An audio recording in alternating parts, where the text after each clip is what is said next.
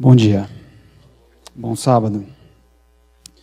Antes de começar, eu não tenho como deixar de falar da alegria, do sentimento de privilégio de poder participar com os irmãos da meditação bíblica nesta manhã, na minha igreja. A igreja que fez a diferença na minha vida, a igreja que fez a diferença na vida da minha família. Estou agradecido a Deus. Estou agradecido a vocês por poder estar aqui e conversar sobre a palavra de Deus. Feche seus olhos, vamos orar. Querido Pai, nós vamos abrir agora a Tua palavra. E ela é Tua. E por ser Sua, Senhor, nós pedimos a presença do Teu Santo Espírito na nossa mente e no nosso coração. Nos ilumina, Senhor, com a Tua presença. Nos faz entender a Tua vontade. E nos dá do Teu Espírito, da Tua graça e do Teu amor, para que ela seja realidade na nossa vida. Fica conosco agora e para sempre, que te pedimos, o que te agradecemos, no nome santo, sagrado e poderoso do Teu Filho Jesus. Amém. Abra sua Bíblia em Mateus capítulo 9.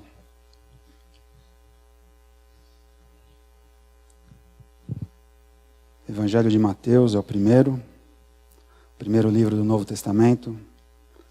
Capítulo 9.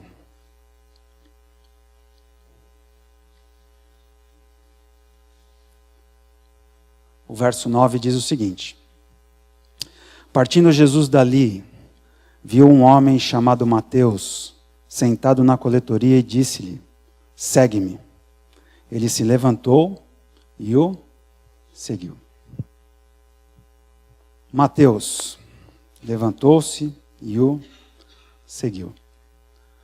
Queria conversar um pouquinho com vocês, não porque seja importante do ponto de vista do conhecimento de vocês, mas porque tem relação com a meditação que vamos fazer na Bíblia agora. Eu cheguei aqui nesta igreja mais ou menos por volta do ano de 2002. E quando eu cheguei aqui eu conheci apenas a Débora Reis. A Lisley conhecia a Débora Reis. Nós chegamos, alguns devem conhecer essa história, né? Outros não. E nós chegamos aqui porque um belo dia eu acordei e nós já tínhamos um filho, o Leonardo. E eu falei para a Lisley, nós precisamos batizar o Leonardo. O Leonardo, à época, tinha 2 anos de idade. Nós não, né? Eu era católico e a Lisley não participava da igreja, mas a Lisley vinha de uma família adventista. E a Lisley, quando eu falei, vamos batizar o Leonardo, ela parou e falou assim, não. Eu falei assim, como não? Nós precisamos dar uma orientação religiosa para o Leonardo.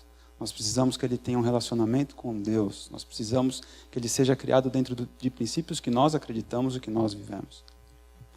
E ela falou assim, tá bom, se você acha que é importante que o Leonardo tenha uma vida religiosa, então nós vamos frequentar a igreja da minha família. E eu falei, ok, não tem problema. Eu já tinha ido algumas vezes em cultos da igreja adventista, e eu sempre gostei de ouvir os pastores falarem, sempre achei assim, extremamente impressionante, que cada vez que eu ia numa igreja adventista, eu via um pastor falar e ele falava bem. Tinha uma comunicação precisa, tinha uma forma de entregar a mensagem de maneira que me fazia muito sentido. E eu falei, tá bom, não tem problema. A igreja mais próxima para nós era a igreja central de São Bernardo. Mas alguém falou, não, vamos até o Riacho. E a gente veio aqui no Riacho. E lembro como se fosse hoje de encontrar a Débora aqui na porta da igreja. E começamos a frequentar a igreja e eu comecei a frequentar esta sala das mães aqui do lado. Porque tinha aqui a escola sabatina de manhã, e se eu viesse na escola sabatina, eu tinha medo que alguém me perguntasse alguma coisa, ou que me fizesse participar de alguma forma daquele momento da escola sabatina, de forma que eu me escondia ali, naquela sala. Não sabia eu que Deus tinha preparado algo para mim naquela sala. Na época, o irmão Joel veio aqui na frente falar sobre Apocalipse. Na época, o irmão Silvio fazia nesta sala um estudo sobre Apocalipse. E por essas coisas da vida, logo no primeiro estudo que eu cheguei aqui, o irmão Silvio estava estudando Apocalipse 13. Quem conhece Apocalipse 13 sabe do que eu estou falando, porque eu era católico. E se você não sabe, você precisa estar aqui à tarde para ouvir o irmão Joel falar. Se você não entendeu o que eu estou falando. E eu cheguei aqui para estudar Apocalipse 13 e eu não sabia o que me aguardava. E o Silvio começou a falar, e o Silvio falava, e eu prestando atenção no que ele estava falando.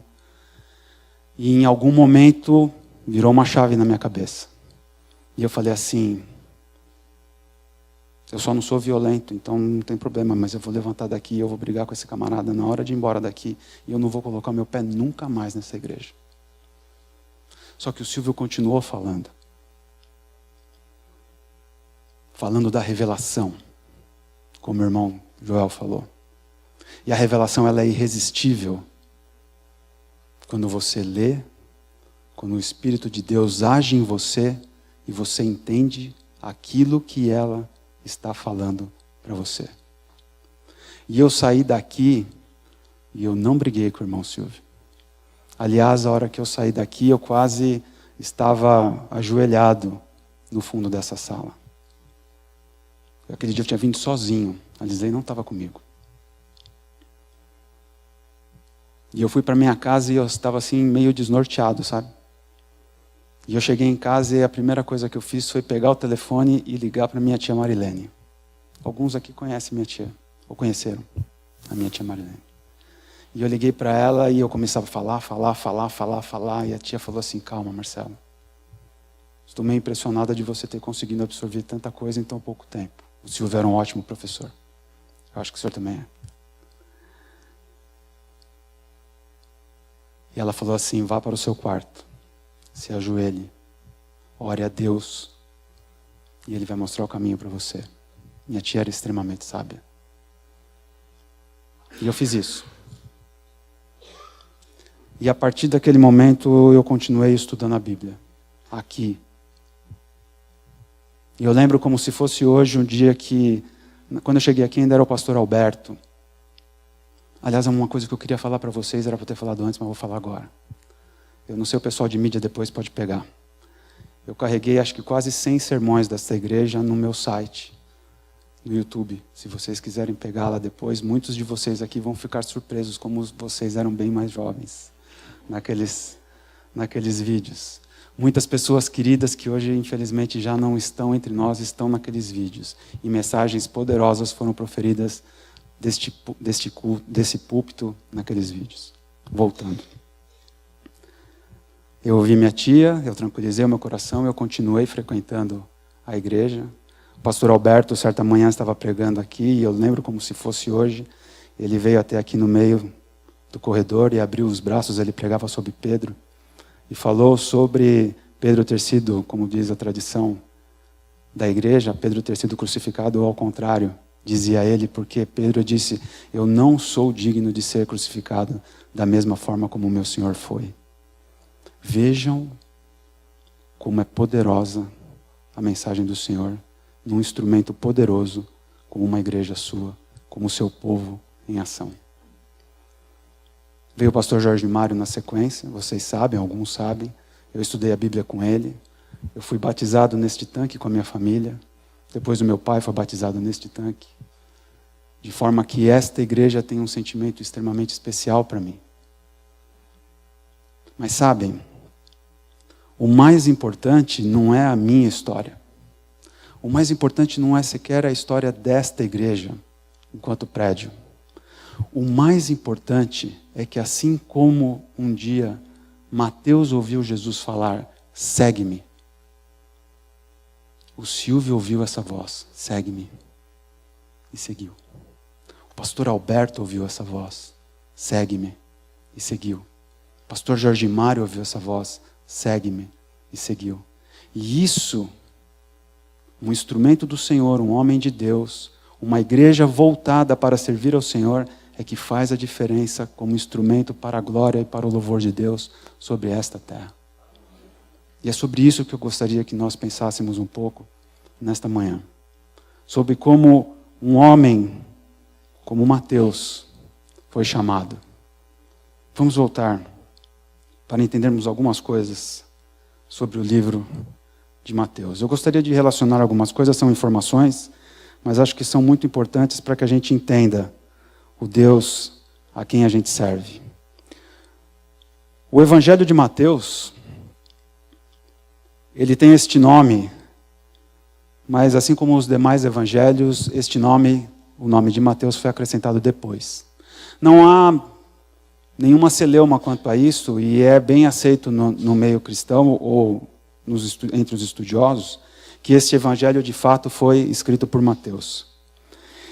Este evangelho foi baseado na memória do autor, na sua presença aos fatos e em outros escritos.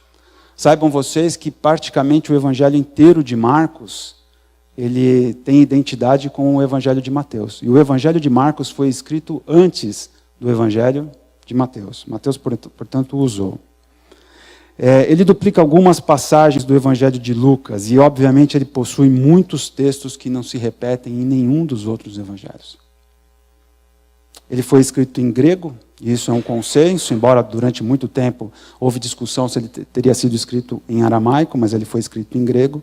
Ele cita repetidamente o Antigo Testamento. E nós vamos ver isso porque na sequência. Ele faz paralelos dos personagens do Antigo Testamento com Jesus Cristo, como Moisés e como Davi. Ele evita o nome, ou ele evita o uso do nome de Deus. Ele não cita Deus nominalmente, desta forma pelo menos.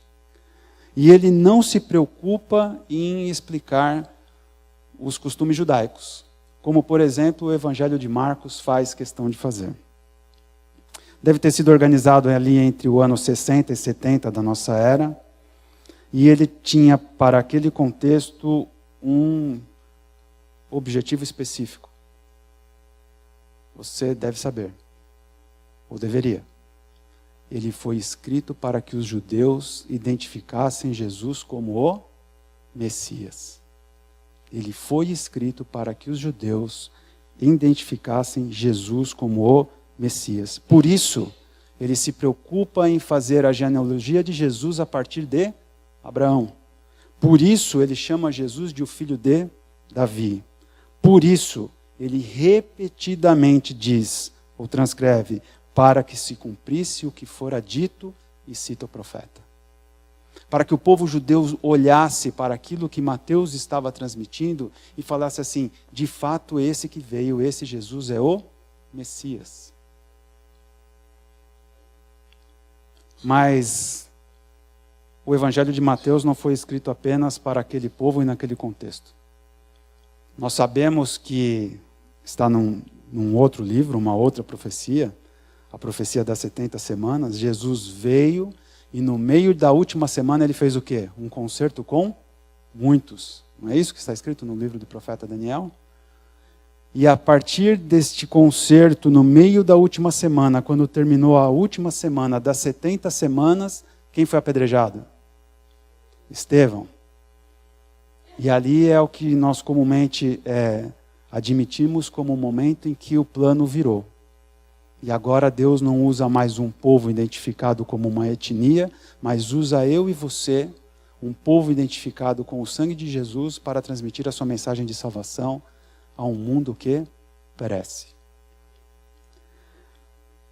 No Evangelho de Mateus, para mim e para você, é importante entender que ele fala de algumas coisas que são essenciais para a nossa vida. Por exemplo, o Sermão da Montanha, que nos fala sobre ética cristã. Por exemplo, as parábolas lá no capítulo 13, a partir do capítulo 13, que vão nos mostrar como é que Deus identifica a igreja falsa e a igreja verdadeira. E, por exemplo, a escatologia, nos capítulos 24 e 25, que falam da vinda do reino. Mas e o evangelista Mateus?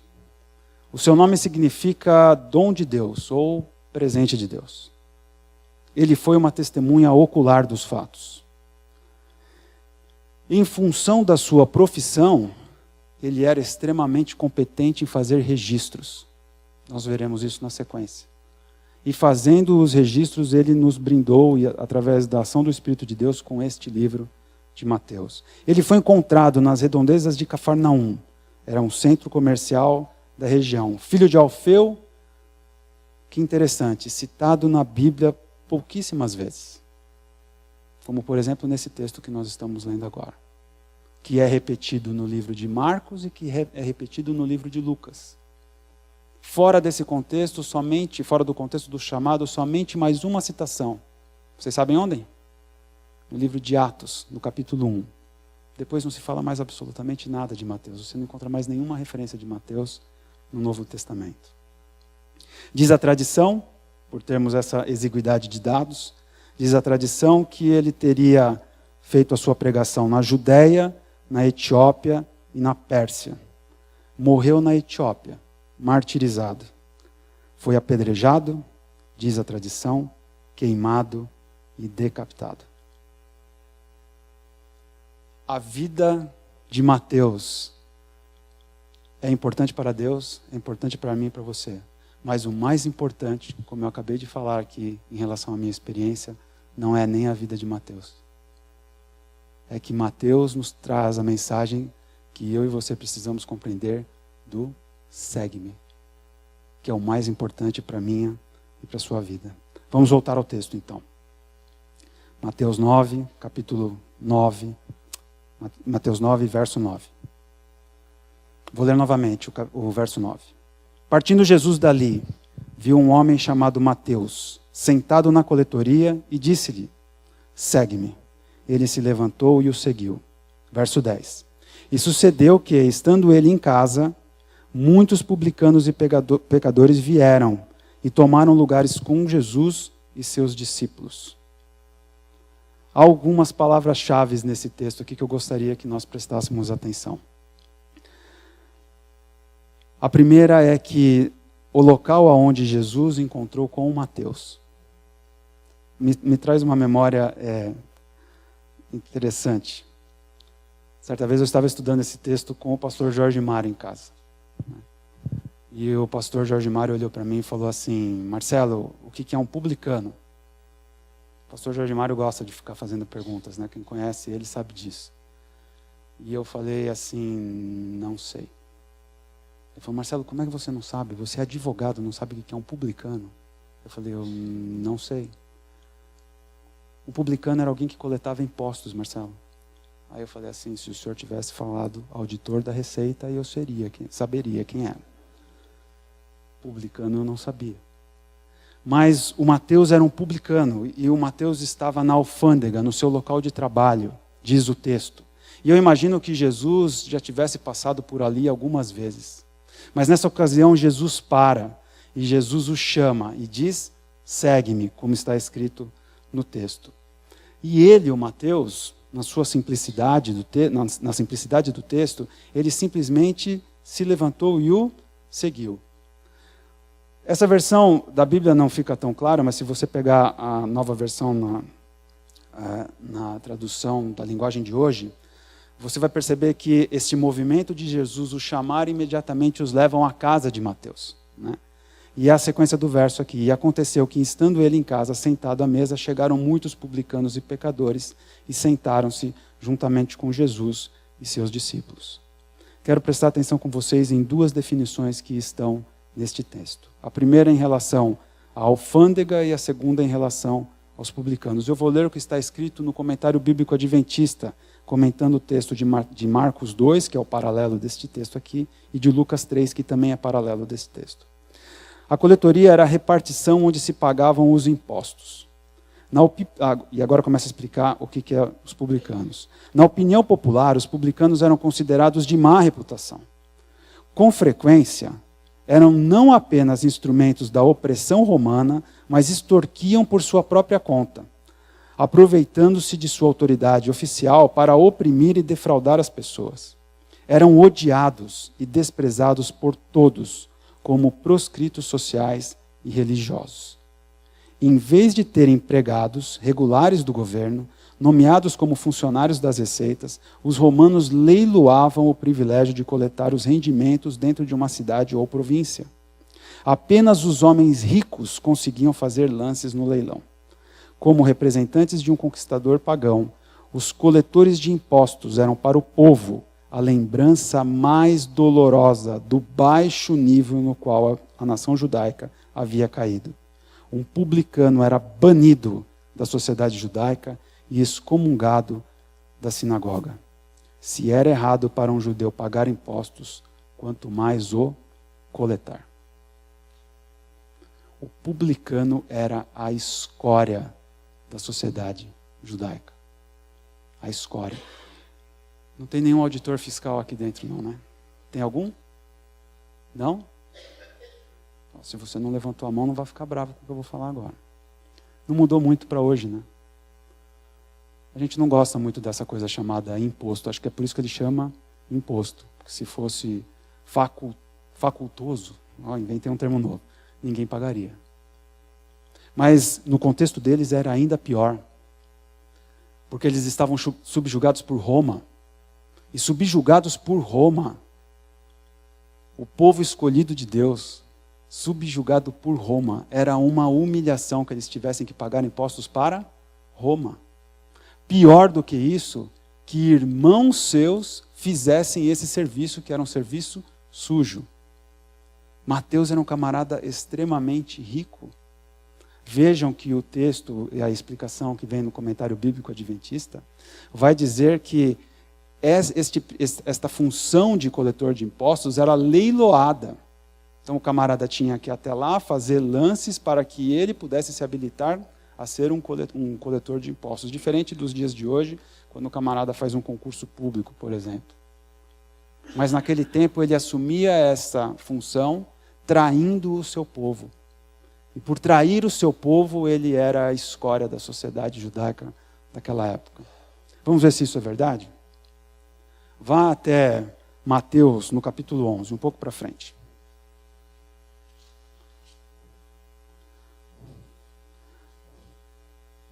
Mateus capítulo 11, verso 19.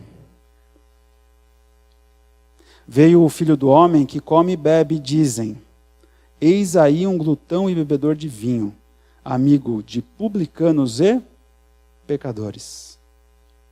Eis aí um glutão e bebedor de vinho, amigo de publicanos e pecadores. Quem dizia isso? O próprio povo judeu. Comparando publicanos com os pecadores.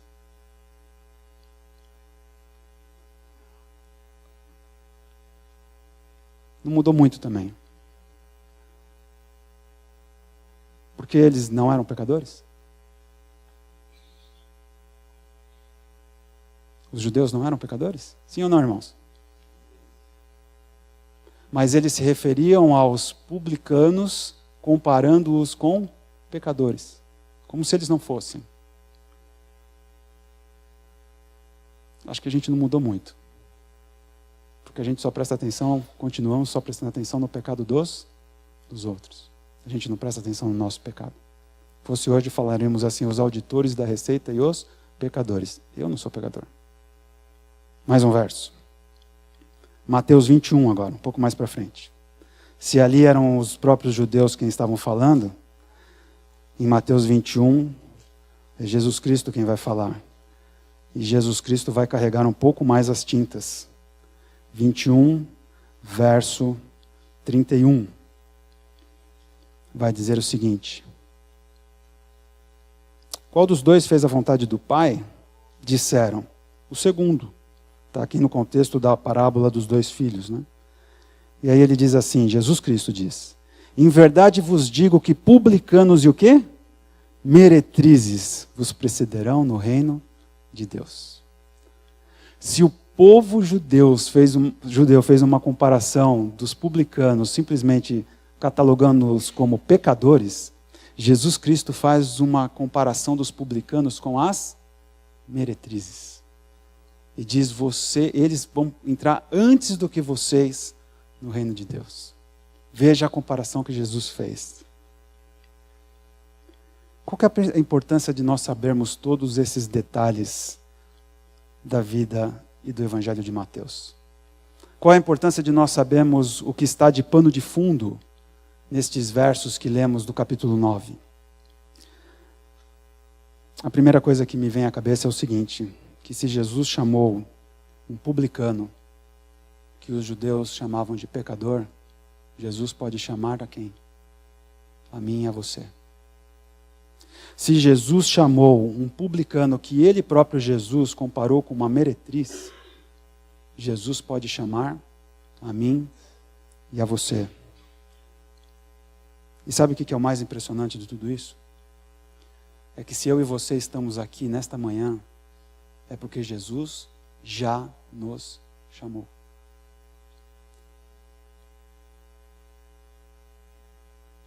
Se nós estamos aqui nesta manhã, vou falar mais uma vez, é porque Ele já nos chamou. Você sabe por quê que eu estou tendo esse privilégio de estar aqui falando para vocês?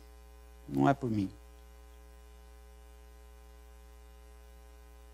É porque lá atrás, esta igreja me abraçou. Esta igreja me amou. Esta igreja transformou a minha vida. E quando eu falo de esta igreja, eu não estou falando de paredes, eu estou falando de pessoas.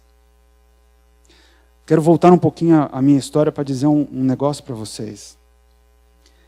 Eu comecei a estudar a Bíblia, mas eu entrava e saía da igreja aqui, entrava nessa classe e ia embora, entrava, assistia o sermão e ia embora. E meio que era assim, transparente. Até porque eu queria mesmo, né? Eu chegava no horário da classe, assistia a classe, via o culto e ia embora. Quanto menos compromisso, melhor, não é assim? Mas aí um dia, eu entrei em contato com o pastor Jorgimário, estava assim muito confuso, precisava de alguém que me mostrasse o que eu ia fazer da minha vida espiritual. Ele se ofereceu de nós estudarmos a Bíblia, nós começamos a estudar a Bíblia e eu caí numa armadilha. Porque nós começamos a estudar a Bíblia e eu fui convidado a ir num encontro de casais, em Itu, naquele belo hotel de Itu.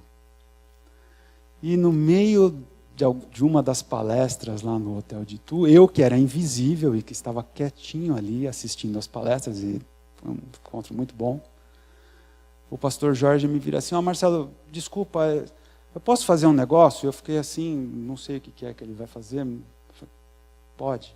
Então, esse aqui é o Marcelo. E aí todo mundo fez assim, ó.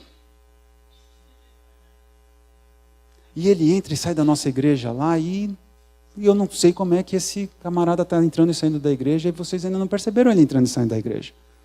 Óbvio, eu entrava e saía da igreja escondido, por isso que ninguém tinha visto eu entrando e saindo da igreja. Eu entrava e saía rapidinho. Só que aconteceu o seguinte, né? A partir daquele momento, todos aqueles rostos que fizeram, agora sabiam quem eu era. E foi muito bom. Porque a partir daquele momento eu comecei a viver com a comunidade que em algum momento ouviu o segue-me. As pessoas se importavam comigo. As pessoas cuidavam de mim. Eu criei amizades aqui dentro. Um belo dia o camarada que sentava lá no fundo para não entrar aqui na escola sabatina, para não ter que falar nada, foi convidado para ler uma carta missionária na escola sabatina. Paulinha. Paulinha está aqui dentro? Paulinha. Você lembra disso, Paulinha? Você não lembra, né? Você está mais velha do que eu, por isso que você não lembra. Mas eu lembro. E ela me chamou para ler a carta missionária na escola sabatina. E eu falei, como é que faz isso? Não, tem aqui na lição da escola sabatina, tal, mas não, ou você lê, ou você interpreta, ou você conta a história. Aí aquele púlpito pequeno estava aqui assim, e eu li palavra por palavra, vírgula por vírgula. Entrei duro e saí duro daqui da frente. Na sequência, um outro amigo que está sentado aqui, Eduardo. Vamos organizar uma classe de escola sabatina para jovens? Eu falei, vamos. Imaginava onde que eu estava me metendo. E ali no fundo da igreja, formamos uma classe que durante muito tempo funcionou ali. E eu do camarada que fugia da escola sabatina para não ter que responder nada.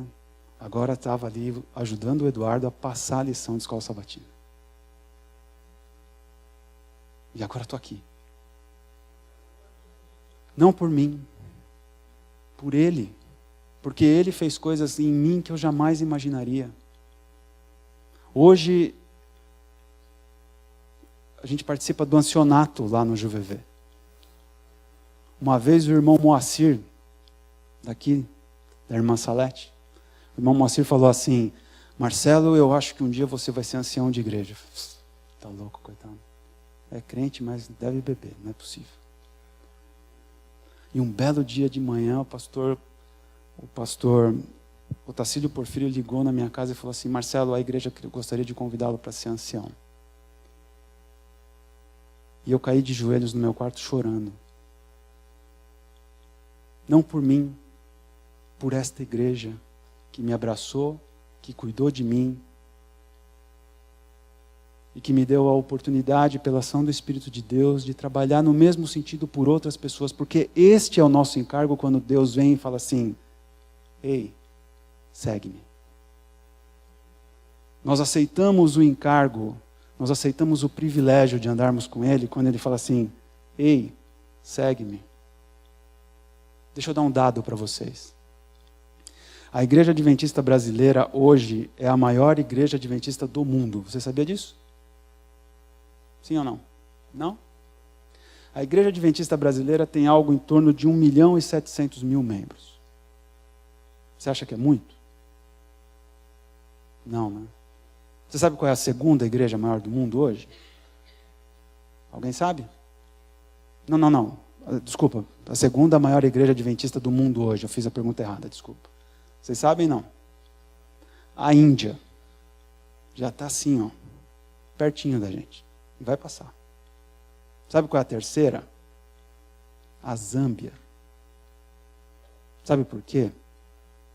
Deixa eu falar a quarta antes, né? Sabe qual é a quarta? Estados Unidos. Que já foi a primeira.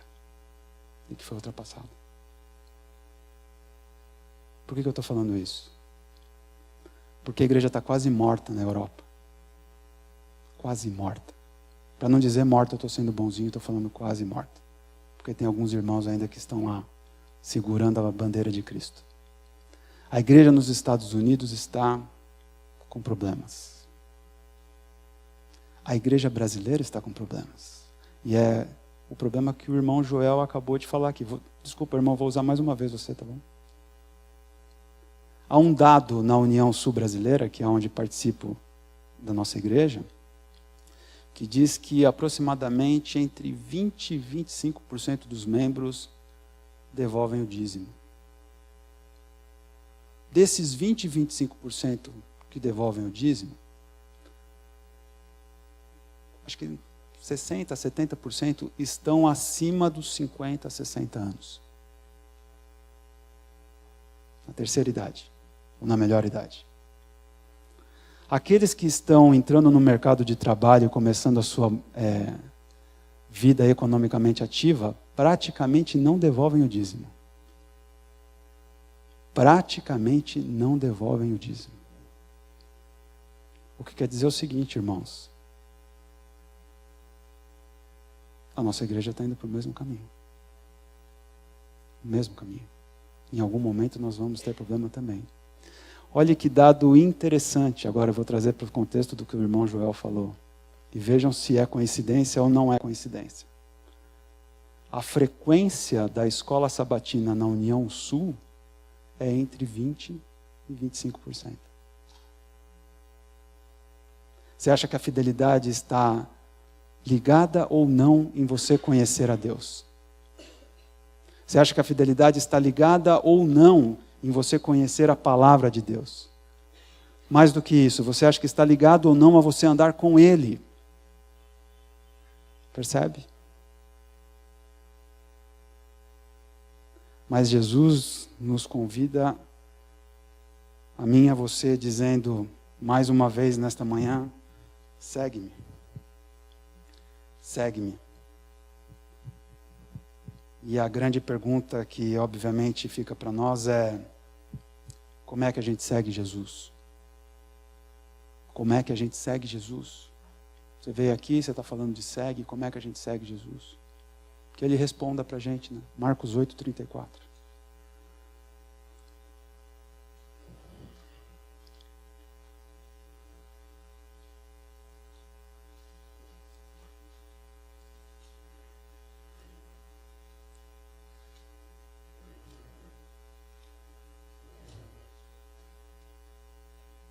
Você já achou aí? Vou ler aqui mesmo. Marcos 8:34, aqui está na nova tradução na linguagem de hoje. Aí Jesus chamou a multidão e os discípulos e disse: se alguém quer ser o quê? Meu seguidor. Então preste atenção, porque Jesus agora vai falar como é que a gente o segue. Se alguém quer ser meu seguidor, diz Jesus, que esqueça os seus próprios interesses. Esteja pronto para morrer como eu vou morrer e me acompanhe. Jesus está falando de 3 características para o discipulado. Se você quer seguir Jesus, a primeira coisa que você tem que fazer é esquecer dos seus próprios interesses. Mas, meu querido irmão, eu e você vivemos na época do eu. O eu nunca foi tão importante ou tão distorcido na vida do ser humano quanto este tempo que eu e você vivemos. Eu, meu, é eu, ou sou eu quero, é assim, é assado. É a minha posição, é a minha opinião, é do meu jeito. Lembra os mais antigos vão lembrar como eu, os mais novos não, mas havia uma música de uma novela que passou, que era a música da Gabriela, que dizia assim: eu nasci assim, vocês sabem, né? E eu vou morrer assim. Mas não é isso que Jesus está falando aqui, porque Jesus diz aqui para mim e para você: você quer me seguir? Então você esqueça os seus próprios interesses. E você ande comigo. Aí você me segue. Você deixa de ter as suas próprias convicções equivocadas sobre o mundo para ter as minhas. Você para de andar da forma como você acha que você tem que andar e anda do jeito que eu estou falando para você andar. Por quê? Porque eu sou um tirano? Não. Porque é melhor para você. Porque é melhor para mim. Falei para os jovens esses dias lá na igreja e gosto de lançar o seguinte desafio. E faço para vocês também. Se eu e você andarmos dentro das regras do Senhor, você pode ter certeza de que nós seremos melhores e mais felizes. Melhores e mais felizes, sempre. Todas as vezes que o ser humano desobedece à vontade de Deus, é destruição. Se não imediata, é uma bomba relógio. Em algum momento vai explodir. E Jesus fala para mim e para você: esqueça os seus próprios interesses. Em outras versões vai dizer: tome a sua cruz. Esteja pronto para morrer, como eu vou morrer. Esteja pronto para morrer, como eu vou morrer. Há uma frase popular aí que diz que nada nessa vida é importante o suficiente, é bom o suficiente, se você não estiver disposto a morrer por essa coisa, por esse objetivo. Família, por exemplo. Por que família é bom? Porque nós estamos dispostos a abrir mão daquilo que é mais importante para nós, pela nossa família. Quer ver uma coisa simples? Reparei nisso ontem à noite. Nós fomos jantar. E aí eu fiz o meu pratinho assim, e a minha filhinha, agora vocês sabem que eu tenho uma filhinha, né? De 3 anos. Eu não acreditava em cegonha, agora eu acredito. E a Mica olhou assim para mim, olhou para a mãe, né? Não olhou para mim, mas olhou para a Lisley e falou assim: mãe, eu quero a lasanha. E só tinha aquele pedacinho de lasanha que tinha sobrado do almoço. E minha sogra fez, a gente estava na viagem, ela fez uma lasanha para a gente. E eu olhei para o prato da lasanha e dei para ela. E aí tinha um lanche ali e só tinha um hambúrguer vegetariano. Era o último. E o Léo olhou para mim e falou assim, pai, só tem um. Eu falei, pode pegar. Eu vou comer o pão com o atum.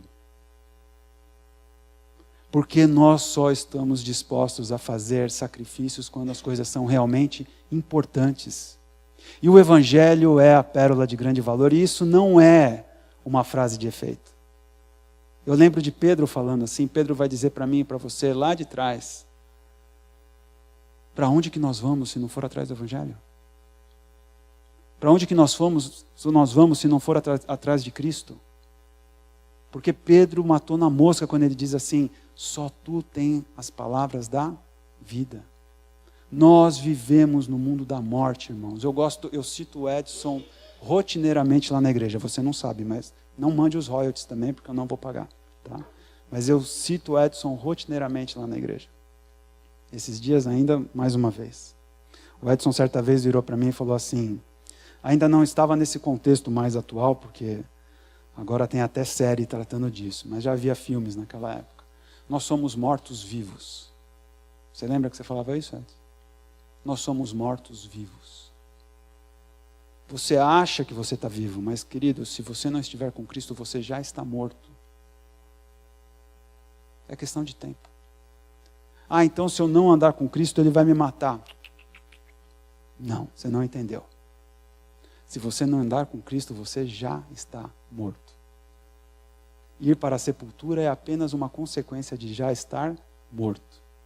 Cristo graciosamente, amorosamente, olha para mim e para você, eu não entendo por que Ele nos ama tanto, e fala assim, venha, porque eu tenho as palavras da vida para você, mesmo você já estando morto. E terceiro, me acompanhe. E este me acompanhe, vou citar mais uma vez o irmão Joel, tem sido o nosso maior drama, inclusive como adventistas do sétimo dia, neste tempo em que a gente vive. Porque nós não sabemos mais quem nós somos. Vocês sabem por que nós não sabemos quem nós somos? Porque nós não estudamos este livro. Não estudamos este livro que o Senhor Deus nos deu, aberto para este tempo em que nós vivemos. Nós não conhecemos os detalhes de Apocalipse. Nós não conhecemos os detalhes de Daniel. Nós não conhecemos as chaves do Antigo Testamento que abrem esses dois livros. Nós não sabemos o que vai acontecer muitas vezes. Nós estamos vendo o mundo lá fora, passando na nossa frente, se encaixando em todas as profecias, e nós não temos nos dado conta disso. Os atores de Apocalipse têm se mexido e a gente nem repara mais. O maior ator de Apocalipse, o principal, é Jesus Cristo, como ele bem falou aqui na frente. Mas há os secundários que estão trabalhando nos bastidores hoje, e eles estão se mexendo. E eu pergunto para você, qual foi a última vez que você prestou atenção nisso? Porque se você não está prestando atenção nisso, meu querido irmão, você não tem andado com Jesus Cristo. E você está em perigo. Ah, então quer dizer que eu me salvo pelo conhecimento. Não é isso que eu estou dizendo. Ninguém vai se salvar por obras, não é assim? Mas tem muita gente que vai se perder por desconhecimento. Porque a Bíblia que diz que o meu povo perece por falta de conhecimento. Não sou eu que estou dizendo. É a Bíblia quem diz. Então, o que eu e você fazemos? E aqui quero caminhar para o final. Quero ler um trecho do Espírito de Profecia no livro Desejado de Todas as Nações. Interessantemente, a Bíblia dedica poucos versos à vida de Mateus. Mas o Espírito de Profecia, este presente que nós ganhamos de Deus, também para este tempo, ele tem um capítulo inteiro falando sobre Mateus e os publicanos. E eu destaquei aqui um pequeno trecho para ler para vocês. Não houve nenhuma hesitação, nenhuma dúvida, nenhum pensamento para o lucrativo negócio a ser trocado pela pobreza e as privações. Era-lhe suficiente, para Mateus, o estar com Jesus, ouvir-lhe as palavras e a ele unir-se em sua obra. O princípio é sempre de caráter exigente. Homem algum pode ser bem-sucedido no serviço a Deus, a menos que nele ponha inteiro o coração. Vou ler de novo.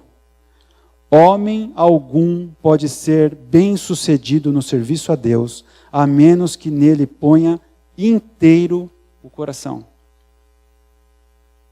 Eu acredito que Deus está falando aqui. E Ele está dizendo para mim e para você o seguinte: só o sábado de manhã vai ser difícil para você. Não para mim, porque eu posso todas as coisas. Mas para você vai ser difícil. Você precisa estudar a Bíblia. Você precisa estudar a lição. Você precisa tomar tempo em oração. Você precisa falar de mim. Porque sabe, pedra que não rola, cria limo.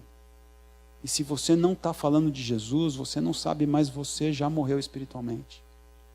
Se você não tem andado com Ele, você não sabe, mas você já morreu espiritualmente. É o personagem Walking Dead do Edson. Continua o texto. Repute todas as coisas por perda, pela excelência do conhecimento de Cristo. Ninguém que faça qualquer reserva pode ser discípulo de Cristo, e muito menos seu colaborador. Quando os homens apreciam a grande salvação, o espírito de sacrifício observado na vida de Cristo ver-se-á na sua. Por onde quer que Ele, Jesus, os guie, acompanha-lo-ão contentes. Antes de eu caminhar para o final, eu vou mudar um pouquinho o que eu tinha planejado. Cadê o Cris? Cris, vem cá. Quem não estava no final da escola sabatina, perdeu. Mas eu vou brindar você com essa bênção novamente. O Cris vai cantar uma música para a gente, que é uma música linda, cantada pelo pastor Fernando Iglesias. E é uma música onde há uma comunicação entre o homem e Deus. Eu gostaria que você tentasse fazer um exercício nesse momento. Não tem nada de esotérico, nada disso, mas tente fazer um exercício. Feche os seus olhos e se imagine você falando com Deus. E espere Ele falar com você. E nós continuamos em seguida. Obrigado, Cris.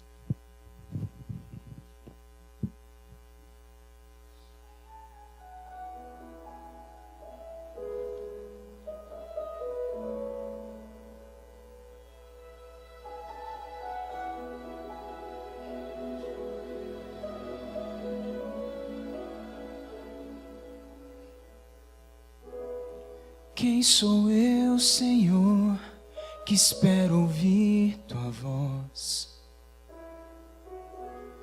Quem sou eu tentando Te escutar?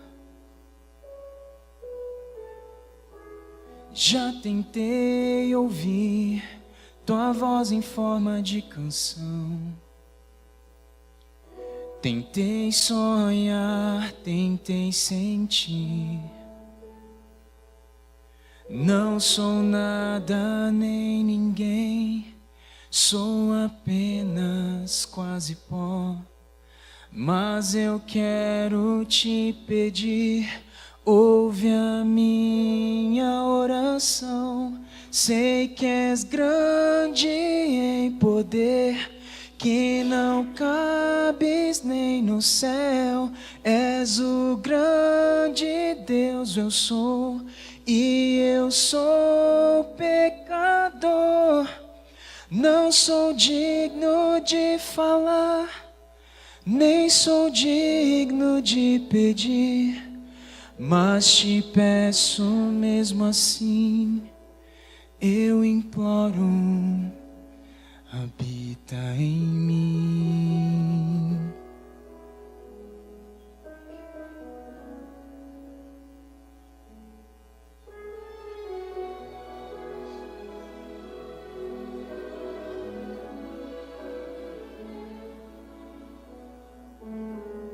Quem sou eu, Senhor, que espero ver a Deus. Quem sou eu que ouso teu rosto olhar? Como enxergar um Deus que vive lá no céu e esperar tocar sua mão? Não sou nada nem ninguém, sou apenas quase pó, mas eu quero te pedir, ouve a minha oração. Sei que és grande em poder, que não cabes nem no céu. És o grande Deus, eu sou, e eu sou pecador. Não sou digno de falar, nem sou digno de pedir, mas te peço mesmo assim, eu imploro. Dentro do meu quarto eu estou a orar, lágrimas escorrem pelo chão, tenho a palavra em minhas mãos, páginas viradas e o vento a soprar. Posso agora ouvir a meiga voz, Deus está a me falar. Eu sou grande em poder, nada pode me conter. Sou grande Deus, eu sou, e tu és pecador. Não és digno de falar, nem és digno de pedir, mas te aceito mesmo assim e prometo, habitarei em ti.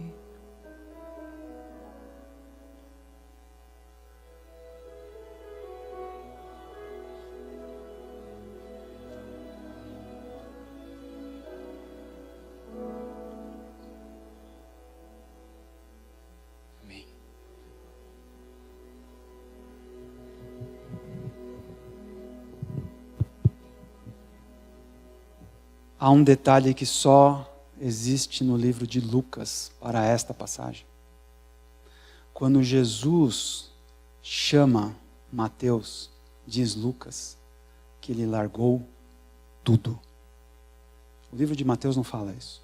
O livro de Marcos também não dá esse detalhe. Mas o livro de Lucas diz que quando Mateus foi chamado, ele largou tudo. O que é que eu e você precisamos largar? O que é que eu e você precisamos fazer um exame de consciência, como o povo de Israel fazia por ocasião do Yom Kippur, por ocasião do grande dia da expiação, da purificação do santuário da terra? O que é que eu e você precisamos cair em nós mesmos para largarmos, para deixarmos para trás e para andarmos e atendermos ao chamado de Jesus Cristo? O que é que a gente precisa fazer? Esta é uma pergunta que vale a minha, a sua vida. A vida dos meus filhos, a vida dos seus filhos, talvez dos seus netos, dos seus amigos, de pessoas que talvez tenham entrado e saído desta igreja e não ouviram o segue-me. Porque um dia, volto a dizer, o Silvio ouviu, o pastor Alberto ouviu, o irmão Zedemar ouviu, o tio Jonas ouviu. Me abraçaram, cuidaram de mim nesta igreja. Eu só ouvi o segue-me um dia porque alguém ouviu antes de mim. Porque este é o plano de Deus. Este é o plano de Deus para esta igreja. Queridos, Jesus ainda não voltou. Falei uma verdade, né? Portanto, a nossa missão ainda não acabou. E a nossa missão é aqui. É no teu trabalho, é no teu local de estudo, é na tua família, é no meio dos teus amigos, é aonde você colocar o pé. Porque Jesus chamou eu e você, e a minha oração para você nessa manhã é que ao ouvir todos os dias o segue-me, a sua reação seja: eis-me aqui, Senhor, como disse o profeta Isaías. Para onde é que nós vamos hoje? O que é que nós vamos fazer? Eu não sei você, mas eu tenho uma forma de lembrar, pode ser uma coisa boba, mas eu tenho uma forma de me lembrar rotineiramente que Jesus Cristo vai voltar. Todos nós andamos com uma porcaria no bolso chamado celular. O meu celular, a senha é 5228. Você sabe por quê? Porque o 5 está em cima do J. O 2 está em cima do C, está em cima do B. E o 8 está em cima do V. E cada vez que eu abro o meu celular, eu lembro que Jesus Cristo breve voltará. Que você viva esta experiência na tua vida. Que você siga a Cristo. E que você se disponha a ser instrumento dele aonde quer que você vá. E principalmente aqui, nesta igreja. Porque eu sou fruto desta igreja. Eu amo esta igreja. Eu não estou aqui circunstancialmente. Mas eu amo este lugar e estas pessoas que estão aqui. Porque elas fizeram diferença na minha vida. Na vida da minha família. Porque aceitaram o segue-me. Feche seus olhos, vamos orar. Querido Pai que estás nos céus.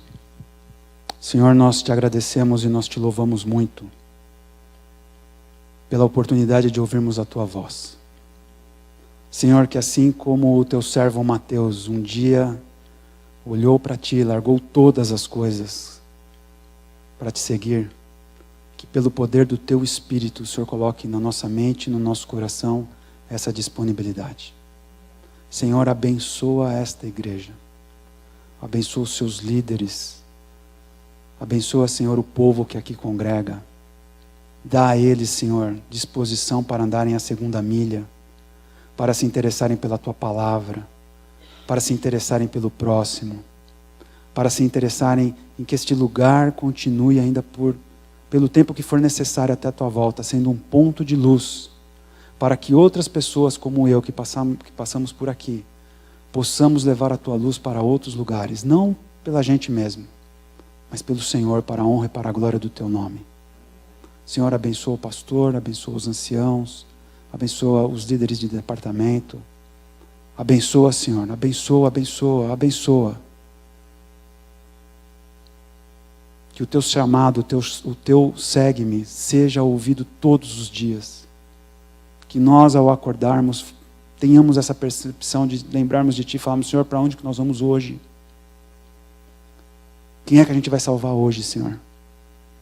Quem é que a gente vai salvar hoje? Até que o Senhor volte. E que todos nós, que amamos este lugar, que desejamos e que escolhemos Te servir aqui, sejamos Teus servos de fato e de verdade. Que a lição da escola sabatina que tem sido estudada nesse trimestre, para que sejamos um, que não seja apenas uma teoria, mas seja uma realidade pelo Teu poder. Que nós possamos andar todos na mesma direção e possamos em breve olhar para o céu, para aquela pequena nuvem, para irmos para casa. É o que nós Te pedimos, o que nós Te agradecemos, no nome santo, sagrado, no nome poderoso do nosso líder, do nosso Senhor, do nosso Salvador Jesus. Amém.